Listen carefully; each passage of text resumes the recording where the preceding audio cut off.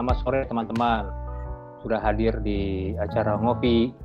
Ini ngomongin barang sultan nih, artinya shockbreaker yang yang dipakai hari-hari di motor. Kebetulan karena kita sekarang dianjurkan oleh pemerintah itu harus di rumah aja.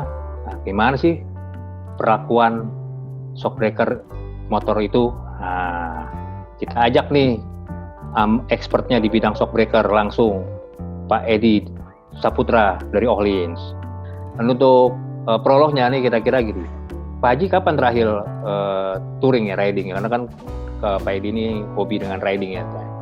Jadi biasanya yang dialami saya dan teman-teman yang doyan touring itu terakhir touring itu di bulan Januari akhir ya, sebelum ada pengumuman PSBB-nya itu untuk Jakarta dan hampir semua kota besar Indonesia.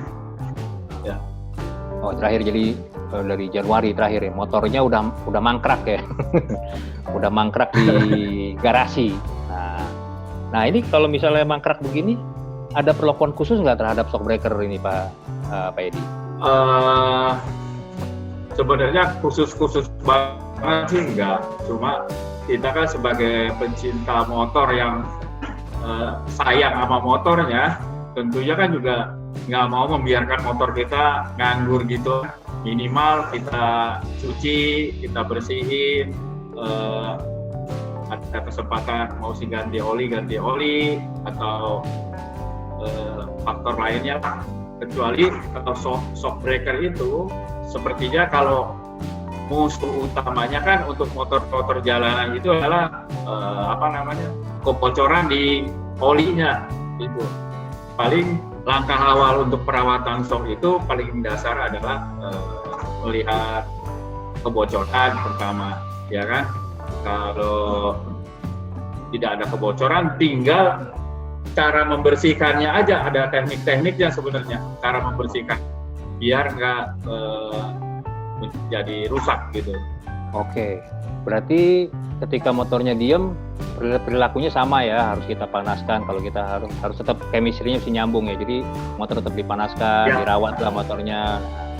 Tapi tadi ternyata tidak ada trik khusus buat shockbreaker. Tapi ternyata Pak Edi tadi mengatakan bahwa itu harus dijaga apakah dia bocor apa enggak setelah dipakai. Nah, untuk menandakan bocor apa enggak itu gimana Pak Haji, Pak Edi? Sebenarnya kan nggak gampang banget untuk lihat bocor, ada kebocoran di oli atau enggak kan gitu. Olinya netes enggak di sapnya itu, sapu yang warna putihnya ya. Kalau di situ nggak ada oli yang kelihatan, berarti kan udah sebenarnya dilihat dengan baik lah. Sebenarnya itu aja sih. Oh. Jadi sebetulnya kalau ngelihat dari shockbreakernya, asnya itu dia harus keadaan kering atau ada sedikit basah dengan oli, Pak Hedi? Ya kalau idealnya nggak perlu ada oli. Kalau ada oli berarti ada yang bocor kan? Oh, jadi artinya harus kering? Ya sebaiknya. Kadang-kadang oli yang keluar itu malah bukan oli sebenarnya, dia grease-nya. Oh, oke. Okay. Di shock itu ada grease-nya juga kan?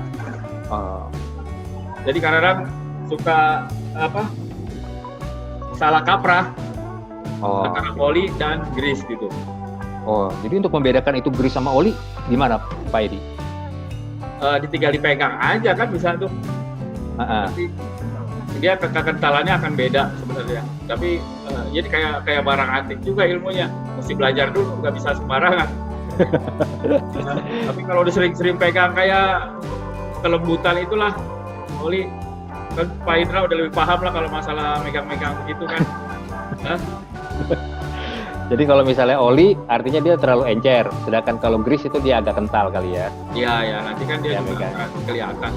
Nah, oke. Nah terus tadi katanya kalau bocor itu di labnya ada perlakuan khusus Pak Haji. Tadi Pak Edi bilang tadi. Oh, Jadi gini, sebenarnya kalau cara membersihkannya biasanya kalau kita normal yang awam, ya kan shaftnya itu biasanya suka setelah kita naik motor, kotoran debu itu dibersihkan pakai kain kan? Ya. Dia pakai kain, dia ke atas ke bawah. Padahal partikel debunya itu sangat tipis. Kalau dia nggak terlalu bersih, debu itu akan masuk ke dalam lubang pistonnya itu. Dia akan masuk ke dalam. Itu memang nggak selalu langsung banyak. Dia sedikit karena partikelnya banyak. Lama-lama dia akan mengganggu kerjanya piston di dalam karena masuk ke oli, bercampur sama oli, Om Indra. Oh, gitu masuk ke oli. Jadi itu arti betul. Tapi itu cara ngelap yang benar gimana supaya itu tidak terbawa apa jadi masuk itu? Paling simpel adalah kalau memang jarang dipakai, sebenarnya kalau ada di rumah cuciannya punya semprotannya bagus, tinggal disemprot aja sebenarnya Om Indra. Semprot yang keras dari atas ke bawah, karena biasanya kan bekerjanya itu shock itu menekan ke bawah, begitu dia naik dia ngangkat kotorannya itu kan yang dari shaftnya, dari tabungnya. Jadi kalau jarang dipakai itu mending ya disemprot aja dengan air yang keras, atau kalau dia punya alkohol mungkin pakai alkohol juga lebih bagus dibanding dia dibersihin pakai lap basah. Orang bilang apa topo ya, karena orang kita kan di lap basah aja dikocok-kocok itu di Ya. Nah itu ternyata basah itu malah menempelin kotoran ya? Iya. Begitu. Jadi kalau udah disemprot nanti pakai tisu kasih atau pakai kain lap yang bagus, kasih alkohol. Oh, oke. Jadi gunanya alkohol itu buat membuat dia gesekan tidak terjadi gesekan, tapi dia langsung airnya hilang ya karena ya debunya akan hilang. Oh gitu. Nah ini kembali lagi ke motor yang lama diem di rumah. Perlakuan motor diem di rumah ini artinya yang tidak dipakai lama ini kan balapan juga udah lama nggak dipakai. Perlakuannya sama antara motor balap, motor harian sama motor yang touring yang biasanya motornya gede-gede gitu loh. Maksudnya cc gede kan pasti lebih berat ya komposisinya. Gimana tuh? Gini, terutama memang khusus racing itu perlakuannya kan memang dia khusus ya dibanding motor jalan. Paling idealnya itu harus dibuat ini pengalaman saya ya, cara merawat shock itu harusnya berbeda dengan yang penggunaan jalanan. Pertama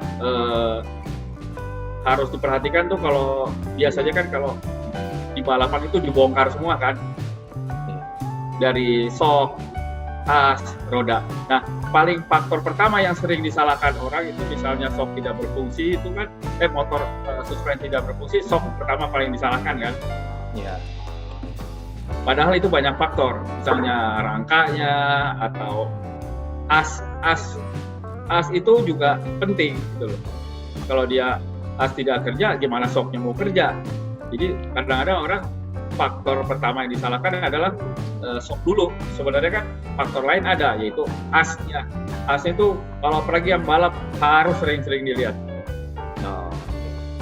Jadi sebenarnya perlakuannya, jadi gimana tuh kalau motornya didiemin? Apakah kalau di motor balap itu harus digantung?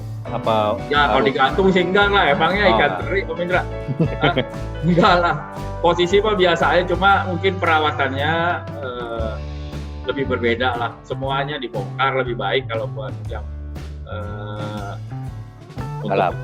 Ya kalau yang buat jalanan ya sekedar dicek-cek aja, diayun-ayunin aja juga udah cukup lah. Oh, ini cukup. Nah, kan kalau motor yang harian kan ada dua versi nih, satu motor kecil, satu motor gede. Perlakuan juga sama, Pak Edi? Gini, kembali lagi kan sebelum kita membicarakan perilakunya kan kita mesti tahu dulu basic motor itu.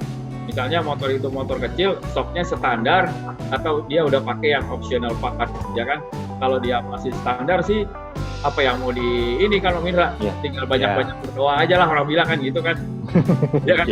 Tapi kalau dia Sudah diganti? Ya udah diganti, yang optional part yang udah ada adjust tebel itemnya, ya misalnya itu bisa dilakukan perubahan dengan mengadjust stoknya gitu loh.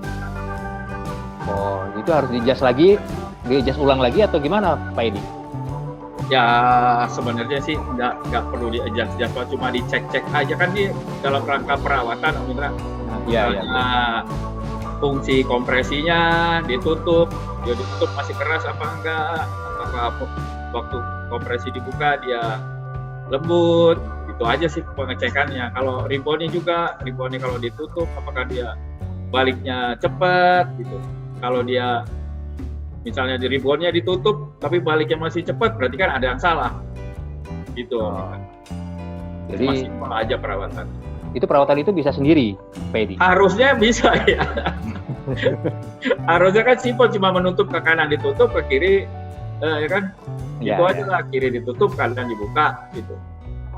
Dites aja. Kalau dibawa ke toko mah keterlaluan kalau begitu mah. Oh gitu, oke. Jadi artinya sebetulnya kalau yang shockbreaker standar sebetulnya nggak ada masalah, aman-aman aja. Tapi kalau yang yang udah ganti optional atau yang sudah punya setelan itu pantas untuk dicek dulu ya kira-kira ya. Ya, dicek perawatannya ya.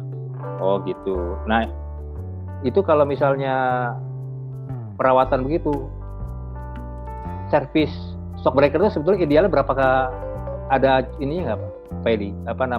Jaraknya atau berapa ininya kalau kita buat servis berkala? Apa jangan-jangan nggak perlu diservis itu shockbreaker? Jadi ginilah, sama juga Om Indra kalau punya motor kan, walaupun dia bilang garansinya 1-2 tahun, ya kan? Tapi apa yang nggak begitu jalan 1000 km nggak mau masuk servis sih kan gitu kan? Jadi idealnya sih kalau suspensi mungkin karena dia bisa bekerja lebih lama, idealnya kalau udah 10.000 km itu servis lah, paling nggak dia bersihin dalamnya, ganti olinya. Murah kan gitu, cuma 250.000 Om Indra kalau servis begituan. Oke. Jadi harus diservis per 10 km, per 10.000 km. Iya. Oke.